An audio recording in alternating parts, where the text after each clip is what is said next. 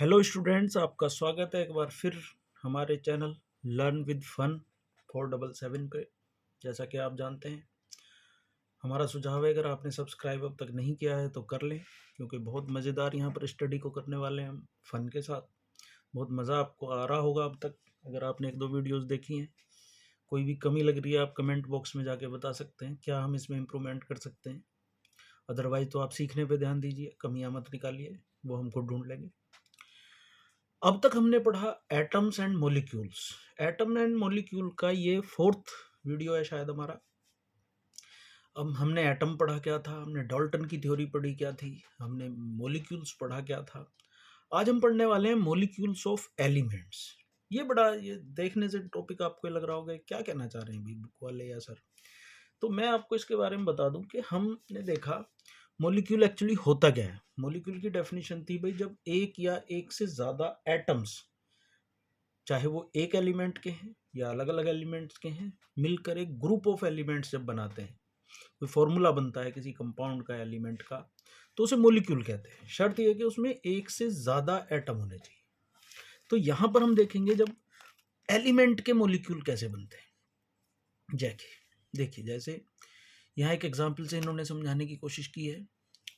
Molecules of an elements are constituted by the same type of atoms। इसमें same ही type के atoms होते हैं element का जो मॉलिक्यूल होता है। जैसे हाइड्रोजन का H2, ऑक्सीजन आपने सुना होगा O2। अब भाई ऑक्सीजन है तो उसे O क्यों नहीं कहते, O2 क्यों कहते हैं? क्योंकि वो मॉलिक्यूल है एक एलिमेंट का O2, वो डाई एटॉमिक मॉलिक्यूल है। हमने molecules of many elements such as argon, helium are made up of only one atom of that element. ये इस क्वेश्चन को हम एक बार फिर उठाएंगे फोर्थ चैप्टर में। ये कहना चाह रहे हैं कि भाई मॉलिक्यूल जो है कई सारे एलिमेंट्स के, जैसे आर्गन है या हीलियम है, वो एक ही एटम के बने होते हैं। बिल्कुल सही बात है, but this is not in the case of most of the non metals. For example molecule of oxygen consist of two atoms. अभी मैंने बताया ऑक्सीजन O2 होता है, सुन लेता है मेरी बात को। And it is known as diatomic molecule O2। If three atoms of oxygen unite into a molecule instead of usually two, it is called O3। and O3 formula होता है ओजोन का। ये आपने पढ़ा होगा पिछले किसी इन्वायरमेंट वाले चैप्टर में। The number of atom consist molecule known as the atomicity. इसे हम इसकी एटोमिसिटी भी कहते हैं। तो यहाँ पर कुछ एटोमिसिटी दी गई है कुछ नॉन मेटल्स की। जैसे आर्गन मोनो एटोमिसिटी है। मोनो मतलब एक, मोनो मतलब एक। आर्गन एक ही एटम के रूप में पाया जाएगा, AR, बस बात खत्म। हीलियम मोनोएटॉमिक मतलब अकेला पाया जाएगा। ऑक्सीजन, हाइड्रोजन, नाइट्रोजन और क्लोरीन के सामने यहाँ लिखा हुआ है डाई एटॉमिक। इसका मतलब क्या है कि ये कभी भी अकेले एग्जिस्ट नहीं करेंगे, इन्हें डर लगता है अकेले रहने में। Oxygen O2, hydrogen H2, nitrogen N2 और क्लोरीन Cl2 लिखा जाएगा। कभी भी ये अकेले एग्जिस्ट नहीं करते, आपको नजर आएंगे। फॉस्फोरस टेट्राएटॉमिक है। टेट्राएटॉमिक, टेट्रा मीन्स 4, P4 लिखा मिलेगा आपको जहां भी मिलेगा। Sulphur polyatomic, poly means many. अब सल्फर जो है, सल्फर लिखा मिलेगा आपको S8 करके, तो इसलिए इन्होंने इसे पॉलीएटॉमिक कह दिया है। ठीक है जी, क्लियर हुई ये बात? बस इतनी सी बात है, आगे बढ़ते हैं। कुछ कंपाउंड्स की भी एटोमिसिटी होती है। जैसे वाटर जो है वो हाइड्रोजन और ऑक्सीजन से मिलकर के बना है, और हमने पीछे भी बात की थी, इसमें हाइड्रोजन और ऑक्सीजन का रेशो 1:8 होता है। अमोनिया नाइट्रोजन और हाइड्रोजन से मिलकर बनता है NH3, और इसमें नाइट्रोजन और हाइड्रोजन का रेशो 14:3 होता है। कार्बन डाइऑक्साइड, कार्बन और ऑक्सीजन, इस बारे में और बात करेंगे हम, अगली वीडियोस में बातें होती रहेंगी, क्यों कैसे कहाँ से आएगी। कार्बन और ऑक्सीजन से मिलकर बना होता है, और इनकी रेशो 3:8 होता है। ठीक है जी, बस इसमें और कोई इंटरेस्टिंग बात नहीं है। Ratio by mass element, hydrogen और ऑक्सीजन की बात करें, आप इसको देख लेते हैं जरा सा। ये कहना चाह रहे हैं भाई हाइड्रोजन इसमें 1 होता है, ऑक्सीजन 8 होता है। अगर आप इन दोनों की 2 से मल्टीप्लाई करें, जैसे 1/1 1 हो गया, तो इस तरीके से 8/16 1/2 आ जाता है। और इस तरीके से अगर हम देखें तो हाइड्रोजन के 2 एटम्स इसमें पाए जाते हैं और ऑक्सीजन का 1 एटम पाया जाता है। बात करते हैं what is an ion. Ion क्या होता है? आयन एक बहुत इंटरेस्टिंग कैरेक्टर है। Compounds composed of metals and non metals contain charge species. Charge species जो होती है, charge species are known as ions. Charge species को ही आयंस कहा जाता है। An ion is a charge particle and can be negatively और positively charge. एक आयन जो है वो चार्ज पार्टिकल हो सकता है, वो नेगेटिव और पॉजिटिव दोनों तरीके से चार्ज हो सकता है। Negatively charge ion is called anion. Negatively charge ion is called anion and positive charge ion is called cations. ये वर्ड जो है ये कैटायन है, कैशियन नहीं है, cation. Take an example of sodium chloride. अब सोडियम क्लोराइड का एग्जांपल लेते हैं जो सोडियम और क्लोराइड से मिलकर बना होता है। अब इसमें सोडियम जो है वो पॉजिटिवली चार्ज है तो एनायन कहलाएगा, क्लोराइड जो है वो नेगेटिवली चार्ज है, कैटायंस कहलाएगा। और इस तरह से मिलके ये दोनों एक दूसरे को न्यूट्रल कर देते हैं और इस तरह से नेट चार्ज उन पे 0 हो जाता है। A group of atomic carrying a charge is known as a polyatomic ion. जिसमें एक से ज़्यादा चार्ज होते हैं उसे पोली एटॉमिक आयंस कहते हैं। We shall learn more about the formation of ions in chapter 4। मैं भी यही कह रहा हूँ, चैप्टर 4 में हम जाके इस बारे में और डिटेल में डिस्कस करेंगे। यहाँ ज़्यादा ना डिस्कशन दिया गया है ना ही ज़रूरत है। चलिए आगे बढ़ते हैं।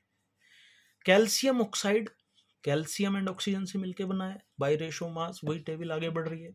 5:2 में उसमें होता है, कैल्शियम 5 रेशो होता है, ऑक्सीजन 2 रेशो होता है। मैग्नीशियम सल्फाइड में मैग्नीशियम और सल्फर होते हैं 3:4 में। 3 रेशो में मैग्नीशियम होता है और 4 रेशो में सल्फर होता है। सोडियम क्लोराइड सोडियम और क्लोरीन पाया जाता है 23:35.5 में पाया जाता है। सोडियम 23 रेशो में होता है और क्लोराइड 35.5 रेशो में होता है। चलिए ये हमारी बात हो गई। अब यहाँ अब तक का जितना डिस्कशन आपने देखा उस सबसे ज़्यादा इम्पोर्टेंट डिस्कशन अब हम करने वाले हैं। हम अगली वीडियो में भी इसकी बात करेंगे और यहीं पर हम इसी डिस्कशन के छोटे से डिस्कशन के बाद हम ये वीडियो आज यहाँ पर बंद कर देंगे और हम आपको कल तक का टाइम देंगे। हम चाहेंगे कि कल तक आप ये टेबल अच्छे से याद करें। अब तक हमने कुछ भी इस चैप्टर में लर्न करने के लिए आपको नहीं दिया है। आपके पास 2 तरीके हैं। एक तरीका ये है कि करोड़ों की संख्या में कंपाउंड्स होते हैं, आप उन सब कंपाउंड्स के फॉर्मूले याद करें। एक दूसरा तरीका है कि आप ये छोटी सी टेबल जिसके अंदर 27 एलिमेंट्स के या कंपाउंड्स के वैलेंसीज दी गई हैं, फॉर्मूलाज दिए गए हैं, नाम दिए गए, आप इन्हें याद कर लें तो केमिस्ट्री से इजी सब्जेक्ट आपको नहीं लगेगा। ये इस तरीके से है जैसे किसी बच्चे से हम कहें भाई आप 2 से 9 तक टेबल याद कर लो, तो आपको मल्टीप्लाई और डिवाइड दोनों आ जाएंगे, या फिर सबकी मल्टीप्लाइयाँ और सबके डिवाइड के आंसर, क्विशेंट, रिमाइंडर सब याद करो। तो वो बच्चा क्या चुनेगा, 2 से 9 तक टेबल या सब के आंसर? अब आप इस टेबल के महत्व को समझ गए होंगे। साथ ही हमारा ये भी सुझाव है कि जब आप 9th क्लास करके 10th में जाएं तो इस टेबल को कट करके अपने 10th की बुक के फर्स्ट पेज पर ही इसे पेस्ट कर लें, क्योंकि इसकी बहुत ज़्यादा इम्पोर्टेंट रोल है पूरी 10th क्लास में। और यहाँ से आगे जब तक भी आप लोग केमिस्ट्री पढ़ेंगे ये इस टेबल की इम्पोर्टेंस रहेगी। Is that clear? चलिए हम हेल्प कर सकते हैं आपको ये टेबल याद करने में। देखिए यहाँ पर कुछ एलिमेंट्स, उनके सिंबल्स, उनके कैटायंस और एनायंस के नाम वगैरह दिए हुए हैं। साथ ही ऊपर जो निशान लगा है वो इनकी वैलेंसी को शो करता है। जैसे यहाँ फर्स्ट रो में आप देखेंगे तो आपको मिलेगा, यहाँ देखिए आप, यहाँ तक जो ये वाली जो टेबल यहाँ तक दी हुई है, ये जिनमें 1 1 1 1 ये इतना जो पोर्शन दिया गया है, जैसे sodium Na+, potassium K+, silver Ag+ और कॉपर Cu+ दिया गया है। तो सबसे पहले आप एक ही रो को याद करें, उसके बाद आप इधर आ जाएं, यहाँ पर आ जाएंगे हाइड्रोजन H+। अब आगे नीचे चलिए आप, hydride H-, chloride Cl1-, bromide Br1- and iodide I1-। साथ ही इधर आप आएंगे अमोनियम NH4, ऐसे बोलेंगे इसको NH4 1+, hydroxide OH1-, nitrate NO3 1-, hydrogen carbonate HCO3 1-। तो ये एक रो हमारी याद हो गई। इन सभी में क्या था, सबकी वैलेंसी 1 थी, या तो वो प्लस थी या तो माइनस थी। अब इसकी भी ट्रिक है, हमने इस पे भी रिसर्च करी, भाई किसकी वैलेंसी प्लस है और किसकी माइनस है, तो बड़ा कंफ्यूजिंग है, कैसे याद रखेंगे बच्चे। तो जिन वर्ड्स के लास्ट में वर्ड लेटर आ रहा है ई, ध्यान से सुने, जिन वर्ड्स के लास्ट में लेटर आ रहा है ई, उन सब की वैलेंसी है नेगेटिव, और जिनके लास्ट में ई ना आके बाकी कुछ भी आ रहा है उनकी वैलेंसी है पॉजिटिव। यहां तक इन सब की वैलेंसी है 1, यहां तक इन सब की वैलेंसी है 2, और बाकी नीचे वालों की है 3। सिंपल। मैग्नीशियम आपको फॉर्मूला पता है, Mg होता है 2+, calcium 2+, zinc 2+, Zn, iron Fe2+। Iron दो फॉर्म में पाया जाता है, आयरन सेकंड और आयरन थर्ड। आयरन सेकंड को फेरस भी कहते हैं और आयरन थर्ड को फेरिक भी कहा जाता है।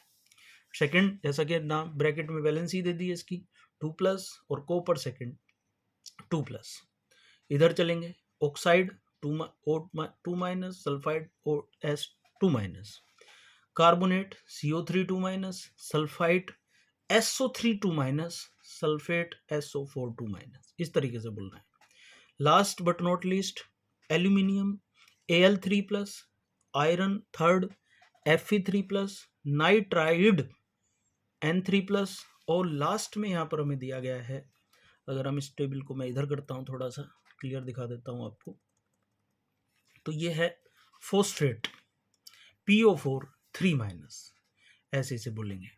तो आज हम अपनी वीडियो को यहीं पे एंड करेंगे। फिर मैं आपको हिंट देता हूँ, दोबारा से आप वीडियो देखिए, ये बहुत इंपॉर्टेंट वीडियो है, बहुत इंपॉर्टेंट टेबल है, इसे लिख के याद करिए, पढ़ के याद करिए, जैसे भी हो सके इसे याद करिए। ये बहुत ही ज़्यादा इंपॉर्टेंट है अगर आप केमिस्ट्री में कुछ अच्छा करना चाह रहे हैं। ठीक है, तब तक आप हमारे, अगर आपको समझ आ गई है हमारी बात, लाइक करिए, कमेंट करिए, शेयर करिए, और सब्सक्राइब ज़रूर कीजिए, क्योंकि उससे हमें एनर्जी मिलती है और अच्छी वीडियोस बनाते हैं। हम क्वालिटी पे काम कर रहे हैं, हम लोग अपनी प्रेजेंटेशन पे काम कर रहे हैं, हम लोग आपकी लिए चीज़ों को इजी बनाने पे काम कर रहे हैं। तब तक प्लीज़ प्लीज़ प्लीज़ आप हमारी वीडियो को सब्सक्राइब ज़रूर करें। मिलते हैं अगली वीडियो में। Till then take care.